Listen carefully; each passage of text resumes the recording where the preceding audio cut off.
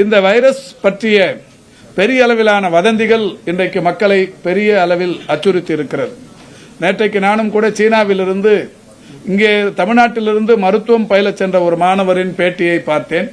அவர் காணொலி வாயிலாக சைனாவின் மார்க்கெட் பகுதி, மக்கள் நடமாட்டம் மிகுந்த பகுதிகளை எல்லாம் காட்டி யாரும் பதட்டப்படாமல் பயப்படாமல் சைனாவில் சகஜ வாழ்க்கை வாழ்ந்து கொண்டிருக்கிறார்கள். ஆனால் நம்முடைய தமிழ்நாட்டில் பெரிய அளவில் இது பதட்டப்படுத்தப்பட்டிருக்கிறது என்கின்ற விஷயத்தை அவரும் கூட சொல்லியிருக்கிறார். எனவே இது பெரிய அளவில் பதட்டப்பட வேண்டிய அவசியமில்லை. என்றாலும் இந்த நோய் பாதிப்புகள் என்பது யார் காய்ச்சல், இருமல், சளி போன்ற உபாதை உள்ளவர்கள் யார் போய் மருத்துவமனைகளுக்கு அல்லது ஆய்வகங்களுக்கு போய் பரிசோதனை செய்து கொண்டால் ஒரு 10-20 பேரில் யாருக்காவது இந்த மாதிரியான இந்த வைரஸின் தாக்கம் இருக்கக்கூடும். இருந்தாலும் கவலைப்பட வேண்டிய அவசியமில்லை. இது பதட்டப்பட வேண்டிய ஒரு வீரியமிக்க வைரஸ் அல்ல.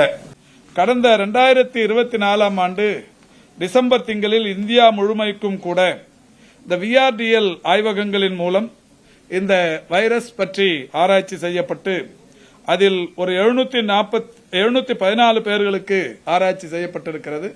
அதில் 9 பேர்களுக்கு இந்தியா முழுமைக்கும் இந்த வைரஸ் பாதிப்புகள் இருப்பது என்பது கண்டறியப்பட்டிருக்கிறது. என்றாலும் இப்போது எல்லோருமே நலமுடன் இருக்கிறார்கள். தமிழ்நாட்டை பொறுத்தவரை சேலத்தில் ஒன்றும் சென்னையில் ஒன்றுமாக இருவருக்கு இந்த வைரஸ் பாதிப்புகள் கண்டறியப்பட்டிருக்கிறது. இந்த இருவருமே அந்த சேலத்தை பொறுத்தவரை அவருக்கு ஏற்கனவே புற்றுநோய் பாதிப்புகள் மற்றும் உயர் ரத்த அழுத்த நோய், டயபெட்டிக் நீரிழிவு நோய் போன்ற பல்வேறு நோய் பாதிப்புகள் உள்ளடக்கிய ஒரு 69 வயதானவர். சென்னையை பொறுத்தவரை ஒரு 45 வயது மதிக்கத்தக்க ஒருவருக்கு வந்திருக்கிறது. இருவருமே நலமுடன் இருக்கிறார்கள்.